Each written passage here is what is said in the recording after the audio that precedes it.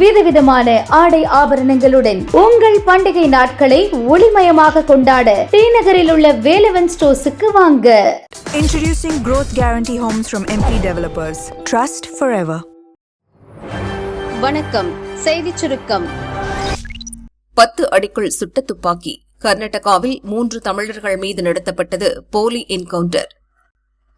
கர்நாடகாவில் முதல்வர் சிவகுமார் தலைமையில் காங்கிரஸ் ஆட்சி நடக்கிறது.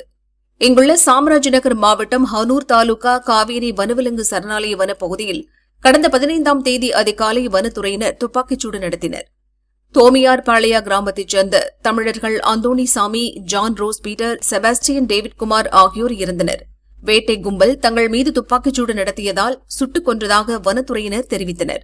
ஆனால் வனப்பகுதியில் மாடுகளை தேடிச் சென்ற விவசாயிகளை சுட்டுக் கொன்றுவிட்டதாக விவசாய அமைப்புகள் போராட்டம் நடத்தின. ஆகஸ்ட் 14ஆம் தேதி மாலையில் ஆடு மாடுகளை வனப்பகுதியில் மேய்த்துவிட்டு மூவரும் காணாமல் போன மாடுகளை தேடிச் சென்றனர். மறுநாள் அதிகாலை 5 மணிக்கு வனப்பகுதியில் தூங்கிக் கொண்டிருந்தனர். அவர்களை கர்நாடக மாநில வனத்துறையினர் துப்பாக்கியால் சுட்டுள்ளனர். உடனடியாக சடலங்களை சாம்ராஜ் நகர் அரசு மருத்துவமனைக்கு கொண்டு செல்லாமல் 150 கிலோமீட்டர் தொலைவில் உள்ள மைசூருக்கு சரக்கு வாகனத்தில் எடுத்துச் சென்றுள்ளனர். இறந்தவர்களின் குடும்பத்திற்கு போலீசார், வருவாய்த்துறையினர் தகவல் தெரிவிக்கவில்லை. கர்நாடக முதல்வர் சிவகுமார் இறந்தவர்களிடமிருந்து துப்பாக்கியுடன் மான்கறி பறிமுதல் செய்ததாக பொய்யான தகவலை தெரிவித்தது அதிர்ச்சியை ஏற்படுத்துகிறது. இது திட்டமிட்டு நடத்தப்பட்ட கொலை என பாதிக்கப்பட்டவர்கள் தரப்பு உறவினர்கள் கூறினர். தற்போது என்கவுண்டரில் இறந்த 3 பேரின் பிரேத பரிசோதனை கடந்த 16ஆம் தேதி மைசூரில் உள்ள அரசு மருத்துவமனையில் நடத்தப்பட்டது. இந்த பிரேத பரிசோதனை அறிக்கையின் நகல் ஆகஸ்ட் 24இல் வெளியானது. அதில் அதிர்ச்சி தகவல்கள் இடம்பெற்றுள்ளன. பலியான 3 பேரும் 10 அடி அல்லது அதற்கும் குறைவான நெருங்கிய தூரத்திலிருந்து பம்ப் ஆக்ஷன் ஷாட் கன் மூலம் சுடப்பட்டுள்ளனர். ஜான் ரோஸ் பீட்டரின் இடதுகாது பகுதியிலிருந்து நெஞ்சு பகுதி வரை சுமார் 28 சென்டிமீட்டர் நீளத்திற்கு ஆழமான காயம் கண்டறியப்பட்டுள்ளது. மற்ற இருவரின் நெஞ்சு, தொடை பகுதியிலும் பலத்த காயம் ஏற்பட்டுள்ளது. அந்தோணிசாமி, ஜான் ரோஸ் பீட்டர் உள்ளாடைகளிலிருந்து தலா 5 அலுமினியம் பிரைமர்கள் கண்டெடுக்கப்பட்டதாக தெரிவிக்கப்பட்டுள்ளது. வனத்துறையினர் தூரத்தில் இருந்து சுட்டதாக கூறிய நிலையில் மிக அருகில் இருந்து சுட்டதாக பிரேத பரிசோதனை அறிக்கையில் கூறப்பட்டிருப்பது அரசுக்கு பிரச்சினையை ஏற்படுத்தியுள்ளது. பம்ப் ஆக்ஷன் ஷாட்கன் என்பது குறுகிய தூரத்தில் உள்ள இலக்கை தாக்க பயன்படுத்தப்படுகிறது. இந்த துப்பாக்கியின் குழலுக்கு கீழே நகரும் கைப்பிடி இருக்கும். ஒவ்வொரு முறை சுட்ட பின்பும் கைப்பிடியை பின்னோக்கி இழுத்து மீண்டும் முன்னோக்கி தள்ள வேண்டும். பின்னோக்கி இழுக்கும்போது பயன்படுத்தப்பட்ட தோட்டா வெளியேறும். முன்னோக்கி தள்ளும்போது புதிய தோட்டா துப்பாக்கி அறைக்குள் ஏறும். இதிலிருந்து வெளியேறும் தோட்டா ஒரே குண்டாக செல்லாமல் பல சிறிய இரும்பு அல்லது ஈய துகள்களாக சிதறி பாயும்.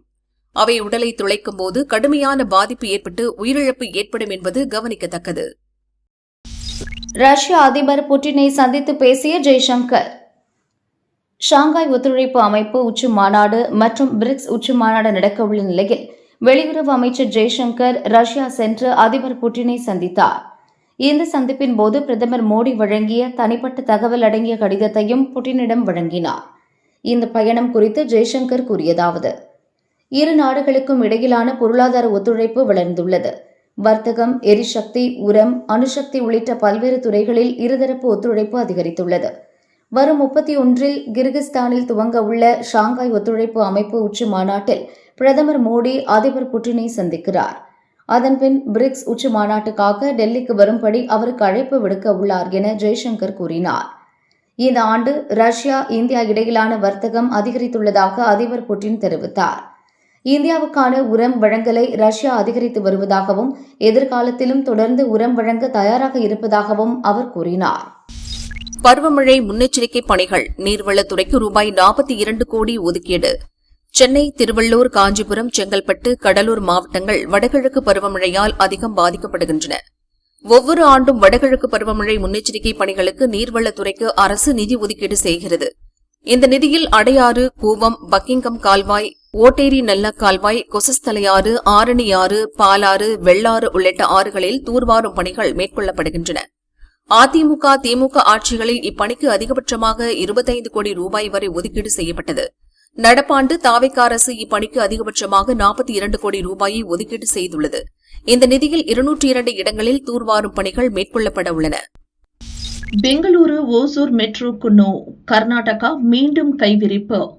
கர்நாடக மாநிலம் பெங்களூரில் பொம்மச்சந்திராவிலிருந்து தமிழக எல்லையையொட்டிய அத்திப்பள்ளி வரை 11.7 கிலோமீட்டர் தூரத்திற்கு மெட்ரோ ரயில் சேவையை நீட்டிக்க கர்நாடக அரசு ஆலோசித்து வருகிறது.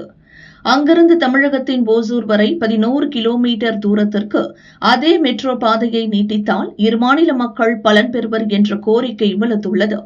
இதற்கான சாத்தியக்கூறுகள் குறித்து ஆய்வு செய்த பெங்களூரு மெட்ரோ ரயில் கார்ப்பரேஷன் அதிகாரிகள் இத்திட்டம் சாத்தியமில்லை என கர்நாடக அரசிடம் மீண்டும் அறிக்கை அளித்துள்ளனர். சென்னை, பெங்களூரு இரு மெட்ரோ நிறுவனங்களின் தொழில்நுட்ப கட்டமைப்புகள் வேறு வேறானவை. இவற்றை ஒரே பாதையில் இணைத்து இயக்குவது கடினம்.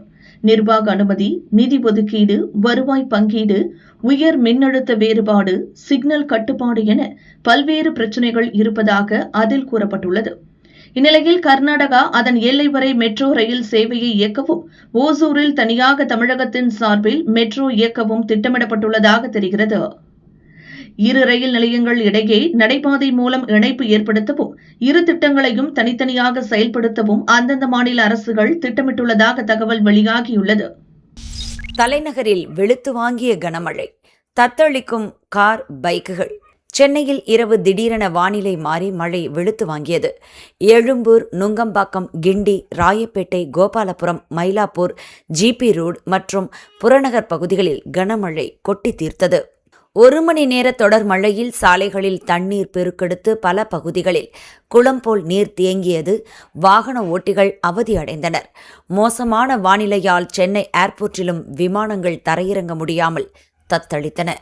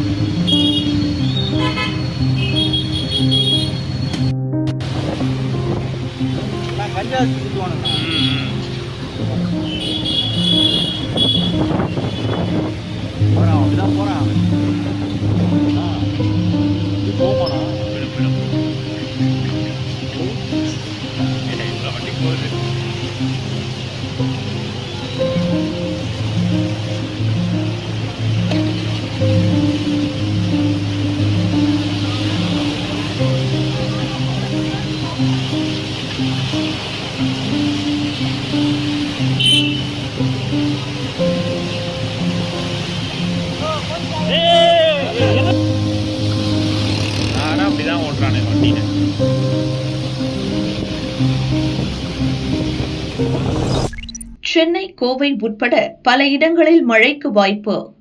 தமிழக கடலோர பகுதிகளில் கீழ்மண்டல வளிமண்டலத்தில் ஒரு பலவீனமான காற்றழுத்த தாழ்வு பாதை நிலவுகிறது. அதன் காரணமாக இன்று கோவை, நீலகிரி மாவட்டங்களில் இடி மின்னலுடன் கூடிய கனமழை பெய்யும். இது தவிர மேற்கு தொடர்ச்சி மலை மாவட்டங்கள், சென்னை, திருவள்ளூர், ராணிப்பேட்டை, வேலூர், திருப்பத்தூர், திருவண்ணாமலை, மதுரை, சிவகங்கை, புதுக்கோட்டை மாவட்டங்களில் சில பகுதிகளிலும் இன்று பரவலாக மழைக்கு வாய்ப்புள்ளதாக வானிலை ஆய்வு மையம் அறிவித்துள்ளது. 2 வீலர் மெக்கானிக் ஷாப்பில் வெடித்த நாட்டு வெடிகுண்டு 6 பேர் சீரியஸ். வேலூர் ஆரிமுத்து மோட்டூரைச் சேர்ந்தவர் ரமேஷ் திங்கள் மாலை அங்குள்ள 2 வீலர் மெக்கானிக் ஷாப்புக்கு வந்தார். மெக்கானிக் பிரபு இவரது பைக்கை ஸ்பேனரால் தட்டிய அடுத்த நொடி பயங்கர சத்தத்துடன் நாட்டு வெடிகுண்டுகள் வெடித்தது. இதில் பிரபுவின் முகம் படுகாயமடைந்து கவலைக்கிடமானார். கபிலன் என்ற 8 வயது சிறுவனுக்கு இடது கண் பார்வை பறிபோனது. ரமேஷ் உட்பட அருகில் இருந்தவர்கள் மொத்தம் 6 பேர் படுகாயமடைந்தனர். ஸ்பாட்டுக்கு வந்த திருவலம் போலீசார் தடயங்களை கைப்பற்றி விசாரித்தனர். முதற்கட்ட விசாரணையில் ரமேஷ் நரிக்குறவர் சமுதாயத்தைச் சேர்ந்தவர். காட்டுப்பன்றிகளை வேட்டையாட குண்டுகளை பயன்படுத்துவதும் தெரியவந்தது. நாட்டு வெடிகுண்டுகள் எங்கிருந்து வந்தது என்ற பின்புலத்தை விசாரிக்கின்றனர்.